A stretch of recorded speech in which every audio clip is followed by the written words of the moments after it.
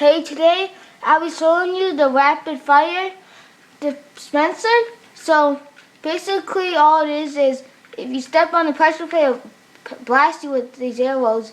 So what you have to do is put redstone, a block, a torch, and put some redstone and a torch on each side, and do that one more time, but skip a block and put those. And then you want to make it however long you want it to and where you want your thing at.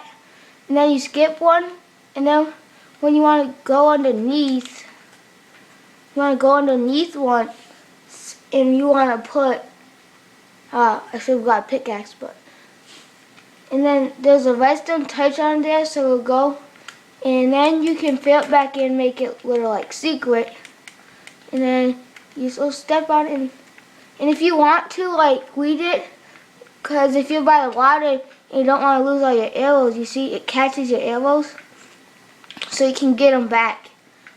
And that's all I got for you too. Please subscribe and like it.